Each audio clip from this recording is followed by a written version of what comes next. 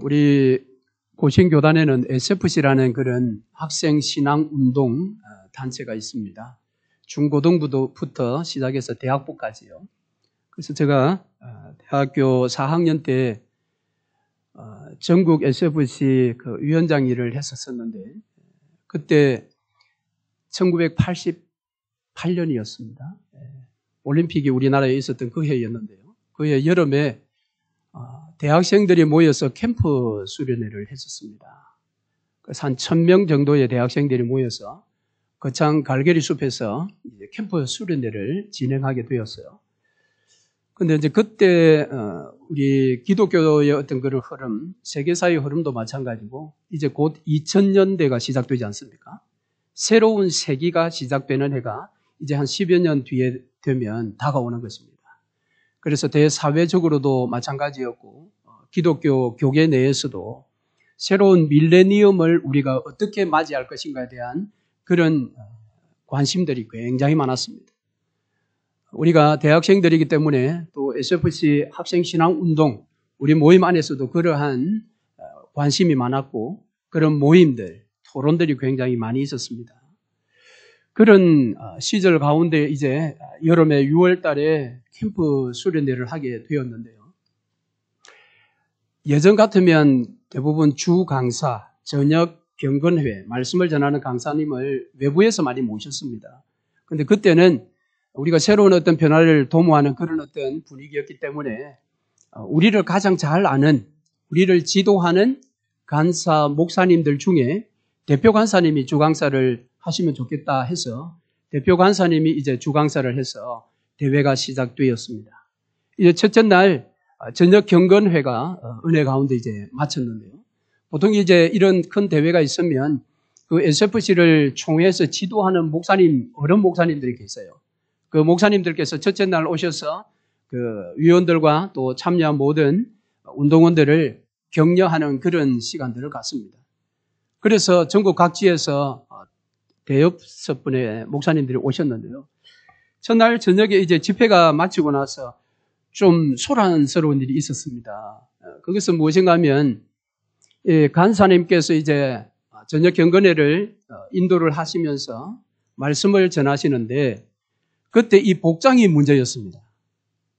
그 당시에 이제 대표 간사 목사님은 거기에 앉아있는 그 운동원들이 입고 있는 그 대회의 티셔츠를 동일하게 입고 예배에서 말씀을 전하셨어요.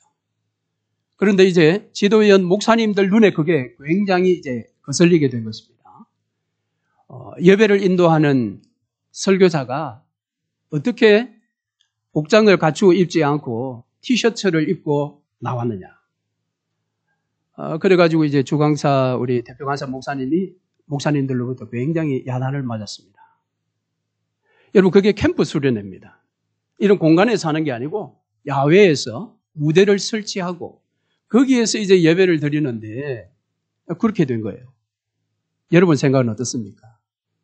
이 주강사 목사님이 지금 잘못한 일입니까? 잘못하지 않은 일입니까? 잘했다고는 말하기는 좀 어려운데요. 굳이 잘했다고 보면 그 운동원들과 동일한 어떤 마음으로 하나님 앞에 예배한다라는 그것이죠. 여러분 어떻습니까? 그 무더운 6월달 후덥지근한 저녁 날씨에 야외에서 설교하는 설교자가 넥타이를 이렇게 메고 자켓을 입고 이렇게 해야 됩니까? 아니면은 그 아이들과 동일한 마음으로 대회에 공적인 티셔츠, 로고가 새겨진 티셔츠를 동일하게 입고 설교한 것이 잘못한 일일까요? 여기에 보면 이 형식과 내용이라는 이야기를 할 수가 있겠지요. 이제 지도하시는 목사님들은 형식에 있어서 문제가 있다고 야단을 치신 것입니다. 학생들 앞에 서는 것이 아니라 하나님의 대리자로 하나님 앞에서 말씀을 전하는 자인데 어떻게 그렇게 예를 갖추지 않았느냐. 있을 수 없다. 여러분 생각은 어떻습니까? 그거 복장 아무것도 아니야. 이렇게 볼 수도 있겠죠.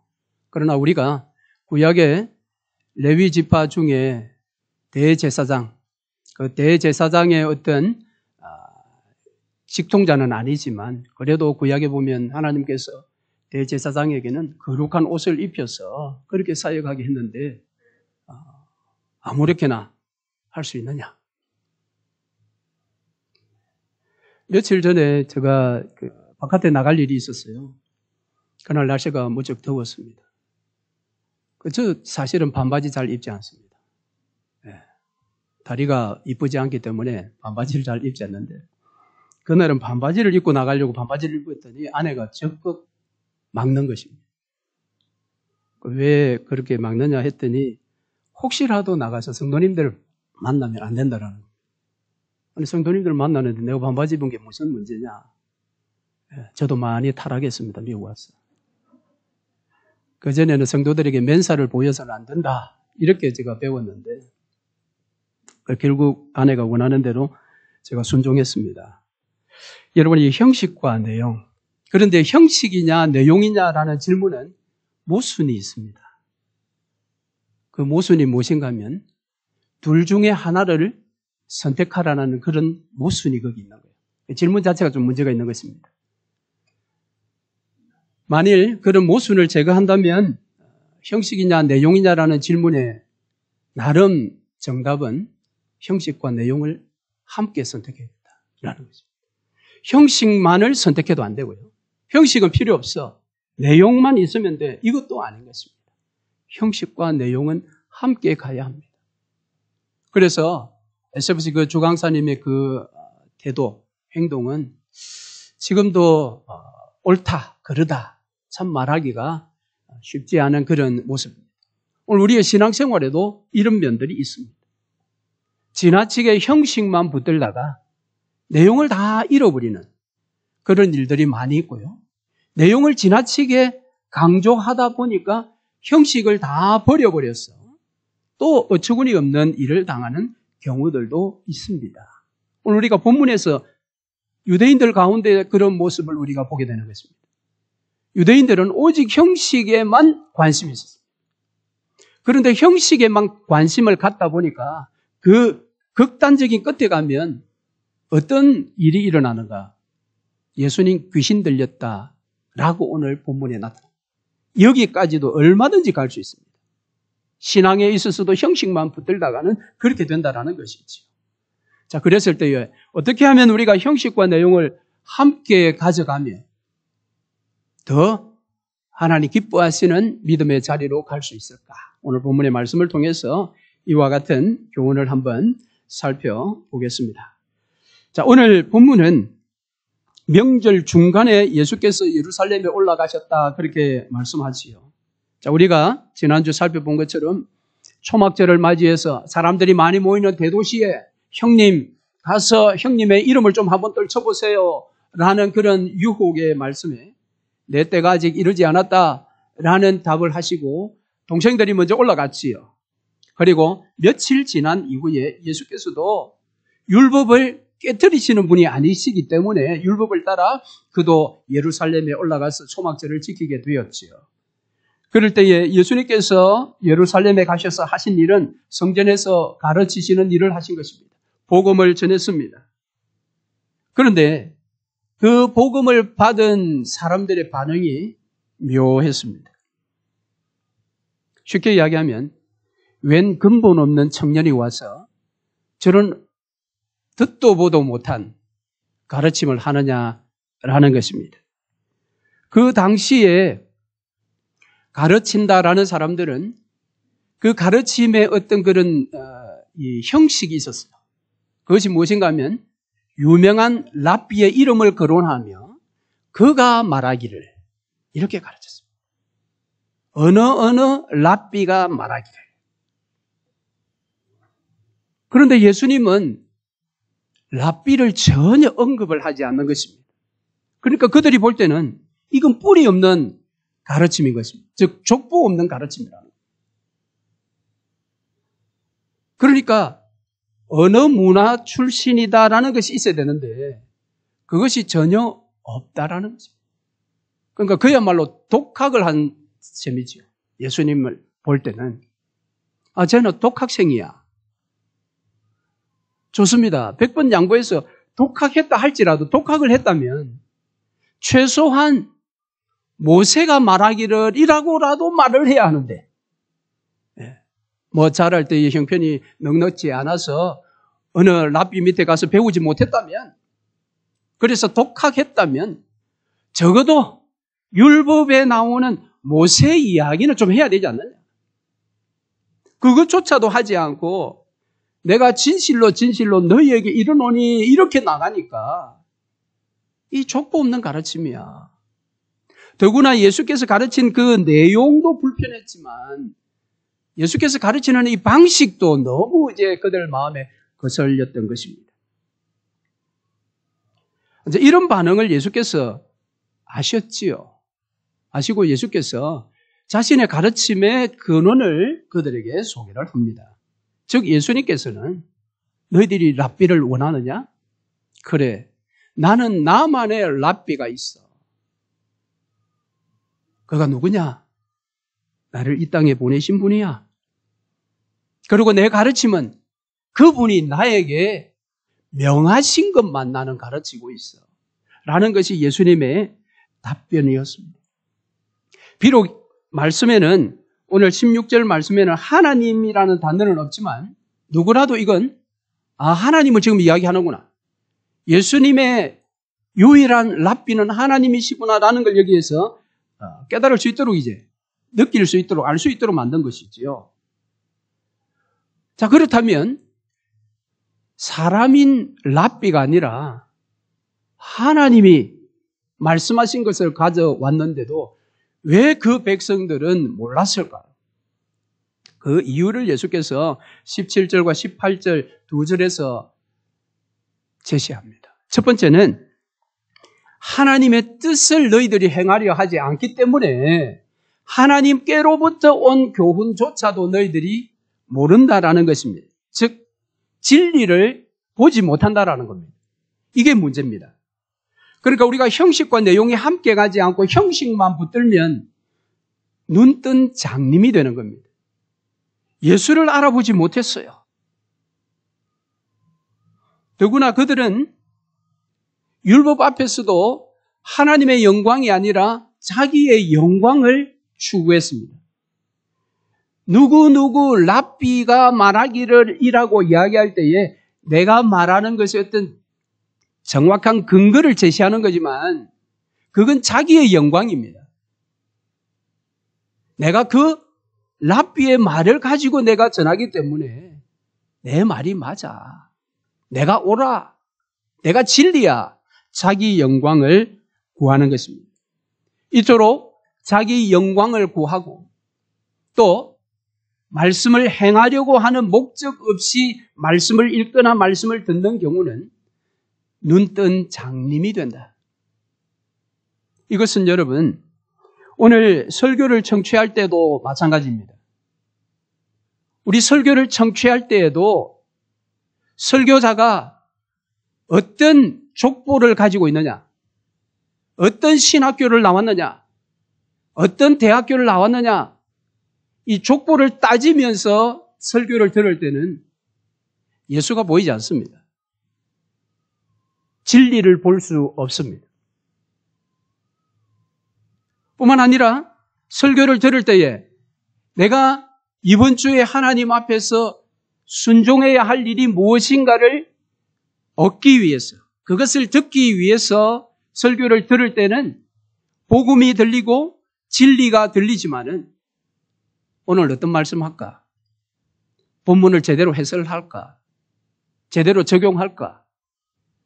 이런 마음을 가지고 설교를 들을 때에는 진리가 눈에 보이지 않는다라는 겁니다. 심하게 끝에 가면 예수가 귀신 들렸다. 오늘 본문에 그렇게 나오지 않습니까? 왜 이렇게 되었습니까? 그들은 율법을 머리로만 받았습니다. 머리로만 알았습니다. 순종하려고 생각을 하지 않았어요. 몸이 반응을 하지 않았다라는 것입니다. 여러분, 우리가 무엇을 안다고 할 때에 머리로 아는 것이 능력이 있겠어요? 몸으로 아는 것이 능력이 있겠어요? 100번 몸으로 아는 것이 능력이 있습니다. 머리로만 알게 될 때에 진리에 대해서 몸이 역주행할 수 있습니다. 오늘 율법의 핵심이 무엇입니까? 그것은 사랑입니다. 이들도 알았을 거예요. 하나님 사랑, 이웃 사랑. 그들이 머리로 다 정리되었습니다. 그런데 몸이 지금 역주행하고 있습니다. 어떻게 해요? 예수를 죽이려고. 몸이 지금 예수를 죽이려는 반응으로 나타난다라는 것입니다. 오늘 우리가 하나님께 영광을 돌리고 하나님의 뜻을 내가 순종하리라라는 그런 마음을 먹을 때만이 내 몸이 그것을 알게 되는 것입니다. 그러나 하나님의 뜻보다는 내 지식을 쌓고 또 하나님의 영광보다는 나의 영광을 내가 더 높이 두었다면 내 몸은 항상 내가 알고 있는 진리에 역주행한다라는 사실을 여러분 아셔야 합니다. 그래서 오늘 예수께서 너희들이 그렇게 율법을 안다고 하면서 왜 율법을 어기며 나를 죽이려고 하느냐라는 것입니다. 율법은 사람을 죽이는 것이 아니라 살려야 하지 않겠습니까? 그런데 왜 죽이려 하느냐? 그러니까 그들은 지금 율법을 가지고 예수를 죽이려고 하는 것입니다. 율법을 완성하러 오신 그분을 율법의 이 그림자인 율법을 가지고 예수를 죽이려고 한다. 근본적인 이유는 그들이 율법을 행하려고 붙들고 있는 것이 아니라 율법을 그저 소유만 하고 있기 때문에 그렇습니다. 우리는 이 귀한 법을 가지고 있어. 그런데 행하지 않는 것입니다. 그러자 무리들이 반박을 합니다. 무슨 소리요? 우리는 당신을 죽이려고 생각하지 않아요. 라고 말하지요. 그들이 반박합니다. 그러면서 당신은 귀신 들렸구나 라고 말합니다. 왜 이렇게 이야기하느냐면 이 무리들이 생각할 때 자기들이 예수를 지금 죽이려고 생각하지 않는데 예수가 너희들이 나를 죽이려고 한다 라고 하니까 귀신 들렸구나. 여러분, 우리가 왜 그런 것을 직접 볼 수도 있지만은 대중매체를 통해서 보게 되는 것은 어떤 사람이 귀신이 들리면 아무도 그 사람을 공격하지 않는데 그 사람이 스스로 누가 나를 죽이려고 해요. 누가 나를 죽이려고 해요 하면서 골방으로 찾아 들어가는 그런 이야기들을 우리가 보지 않습니까? 이 사람들의 이야기가 지금 그거예요. 예수 당신은 지금 살해 위협의 강박관념에 빠졌구나. 그러니까 너 지금 귀신 들려서 그래. 라는 것입니다. 예수께서 자신을 변호하십니다. 내가 귀신 들린 게 아니야. 그러시면서 하시는 말씀이 21절 말씀부터인데요. 내가 한 가지 일을 행하면 이 한 가지 일은 약 7, 8개월 전에 행했던 38년 된 환자를 안식일에 고친 사건입니다. 그러니까 그 안식일을 고친 사건 그 때문에 지금까지 살해의 어떤 분위기가 계속해서 지금 이어져 오고 있는 것이죠. 그럴 때에 예수께서 그렇게 이야기를 하는 겁니다. 할례냐 안식일이냐. 너희들 자녀 중에 난지 8일 만에 할례를 받아야 될 아이가 그 8일째가 안식일이었을 때에 할례를 주느냐 주지 않느냐. 그들은 주었습니다. 예수님도 그걸 알고 있죠. 왜 주느냐? 안식일에 아무 일도 하면 안 된다고 너희들이 말하는데 환자를 내가 고쳐준 거 그것조차도 안식일이 이랬다고 지금 나를 죽이려고 하는데 너희들은 왜 일을 하냐 그겁니다. 그들이 말하기를 할례는 모세의 율법보다 더 일찍 받은 것이기 때문에. 그렇지요. 그들의 조상 아브라함 때에 할례를 받지 않았습니까? 법을. 그런데 뒤에 이제 모세가 안식일의 법을 또 이야기를 하지요. 자, 그랬을 때에 예수께서 말씀하시기를 너희들이 지금 내가 안식일을 어겼다고 이야기하는데 너희들이 지금 안식일에 할례를 행하는 것하고 내가 38년 된 환자를 고친 것하고 똑같은 일이야. 할례가 무엇입니까? 언약이지요. 할례를 행함으로 언약의 복이 계속해서 이어져 가는 것입니다. 그러니까 죽었던 사람들이 살아나게 되는 새 생명의 구원의 역사가 사실은 안식일에 열매를 맺게 되는 것입니다. 하나님은 안식일에 그 일을 하시는 거예요. 죽을 자를 살려서 영원한 생명, 참 안식으로 이끌어가는 것이 안식일의 참된 의미입니다. 그래서 할례가 안식일에 왔다 할지라도 그 할례를 행하는 것입니다.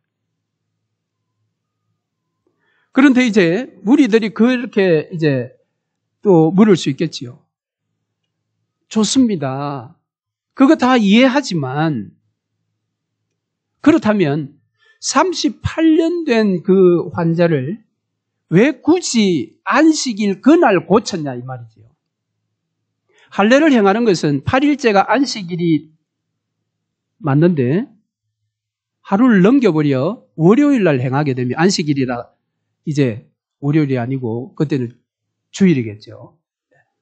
그 다음 날 행하게 되면 8일이 넘어간다라는 겁니다.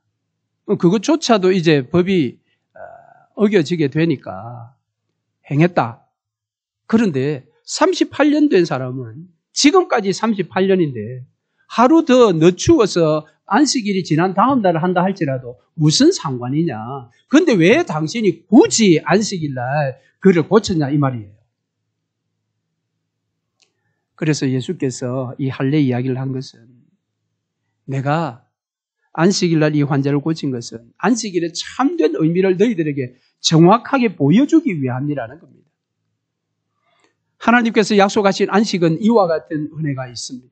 죽을 영혼이 살아나는 참된 안식을 얻게 되는 복이 있지요.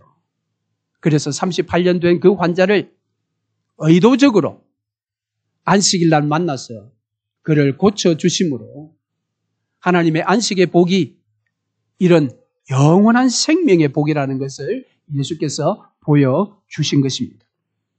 그러나 유대인들은 그 안식일의 참된 내용인 의미는 잊어버리고 그것은 놓쳐버리고 안식일은 일하면 안 된다라는 이 형식만을 붙들었기 때문에 안식일의 참된 기쁨도 그들이 누리지를 못했어요. 안식일은 하지 않는 것에만 매여 있어서 참 안식을 그들이 누리지 못했다라는 겁니다. 늘 두려운 마음으로 안식일을 어기면 어떡하지? 이것은 안식일을 어기는 일이 아닐까? 기왕 이야기 나온 김에 제가 대학교 4학년 때 그 SFC 일을 할 때요. 수련회 준비를 위해서 주일날 이제 같이 위원으로 일하는 친구를 만나게 되었습니다. 그 친구는 이제 마산에 있는 친구였는데 그 친구를 내가 만나러 가게 되었는데 평일날 시간이 맞지 않아서 주일날 만나기로 했어요. 그래서 주일 오전 예배를 각자 교회에서 저는 이제 다니는 교회에서 본교에서 드리고 그리고 이제 점심도 먹지 못하고 부산 시외버스 터미널로 가서 거기에서 마산으로 가는 시외버스 그걸 타고 갔습니다. 그래서 마산 시외버스 터미널에 이제 도착을 하니까 그 친구 나와 있었어요. 근데 그 친구가 묻습니다. 점심 먹었냐고. 먹지 않았다고 하니까 그럼 밥 먹으러 가자 그래요. 그래서 시외버스 터미널에 보면 음식점이 많지 않습니까? 거기 음식점 어느 곳에 한 군데 갔어요. 가서 이제 밥을 시켜서 먹는데 그날 점심을 제가 어떻게 먹었는지 모르겠어요. 왜 그랬을까요? 그 친구는 저보다 더 개혁주의 신앙에 아주 투철한 친구였어요. 저 마음에 주일날 밥을 사 먹다니 이게 딱 걸려가지고요. 밥을 어떻게 먹었는지도 모르겠어요. 그리고 저 성격이 뭐 이렇게 외향적이라 바로 거기에서 그 친구에게 물어볼 수도 없고, 저는 내향적이기 때문에 물어볼 수도 없고, 내가 아는 이 친구의 신앙은 놀라운데 어떻게 주일날 밥을 사 먹냐? 여러분 어떻게 생각하십니까? 그 당시에 우리 고신의 분위기는 그랬습니다. 제가 대학 다닐 때니까 2000년 되기 전이지요. 주일날 돈 쓰면 죄 짓는 것으로 그렇게 알고 있었습니다. 교회가 그렇게 가르치지는 않았습니다. 그런데 교회 전체적인 분위기가 그랬어요. 교회가 그러다 보니까 그 교회에 소속되어 있는 우리 SFC가 개혁주의 신앙을 한다는 우리들의 생각도 거기에 똑같이 가 있었습니다. 그래서 그 당시에 사랑의 교회 청년부가 막 부흥하는 소식이 전국에 막 퍼졌어요. 그 소식과 함께 또 퍼진 것이 무엇이냐면 사랑의 교회 청년대학부는 자기들 모임 마치고 나서 교회 앞에 있는 중국집 가서 짜장면 먹고 짬뽕 먹는다 하더라 이야기 들었습니다. 그때 지방에 부산에 있던 우리들은 모이면 그걸 비판했습니다. 주일날 어떻게 나가서 음식을 사 먹느냐. 그거 있을 수 없다. 사랑의 교회는 합동이죠. 합동이 드디어 이러면서 막. 근데 대학원 가서 제대로 배워보니까 물론 우리가 주일을 미리 준비하는 것은 정말 옳습니다. 고신신앙이 얼마나 귀해요. 주일날 돈 쓰지 않기 위해서 토요일날 주일에 필요한 모든 것을 다 준비하는 그건 너무도 좋은 것 아닙니까? 사실 그게 지금 다 무너졌어요. 고신도 무너졌어요, 지금은. 그게 안타까운 거지요. 근데 그때 우리는 너무 형식만 잡은 거예요. 그래서 저는 그 형식을 잡았기 때문에 그날 친구가 가장 맛있는 음식을 사줬는데도 아무 맛도 모르고 마음에 불편한 그러한 마음들을 가졌습니다. 여러분 이게 오늘 우리의 신앙생활에도 이룰 수 있다는 것입니다. 우리의 신앙생활이 형식만을 붙들면 눈뜬 장님이 됩니다. 그러면 진리를 볼 수가 없어요. 복음을 볼 수가 없어요. 그러니까 복음을 볼 수 없으니 복음의 기쁨이 없는 거예요. 보수주의 신앙을 가지고 있는 사람들 대체로 보면 분위기가 좀 우울 정세에 비슷합니다. 그런데 그걸 우리는 거룩하다고 생각을 해요. 예, 너무 날리지 않고 좀 거룩한 그렇게 생각을 하는데 여러분 복음은요 즐거움 아닙니까? 모든 이들이 즐거워하는 소리가 온 누리에 퍼져나가는 교회. 말씀을 맺겠습니다. 왜 이렇게 되는가? 예수님 말씀하시죠. 사람을 외모로 취하지 말라. 형식만 가지고 외적인 것만 가지고 평가하지 말라라는 것입니다. 그러나 우리가 형식도 붙들고 내용도 붙들면 더 많은 진리가 우리 눈에 보이게 됩니다. 더 많은 진리가 보이면 몸이 순종하게 됩니다. 우리가 제대로 된 진리를 못 만났기 때문에 우리 몸이 제대로 반응을 못하고 있는 거예요. 그래서 사실은 설교자로서 그 진리를, 복음을 제대로 전하는 것이 우리의 사명이죠. 더 정확하게 전해야 할 것입니다. 그 일을 위해서 기도하고 연구하는 것 아니겠습니까? 이번 한 주간 여러분 내용만 붙들어도 곤란합니다. 형식이 필요합니다. 두 가지가 잘 조화를 이루게 될 때에 우리의 마음속에는 늘 주의 뜻을 내가 행하리라. 순종하는 자세로 나아가서 더 많은 진리를 보시게 되고 이번 한 주 그 진리에 여러분의 몸이 반응해서 주께 영광을 돌리는 한 주간 되시기를 주의 이름으로 축원합니다. 아멘. 말씀을 기억하시고 우리 찬송하겠습니다. 449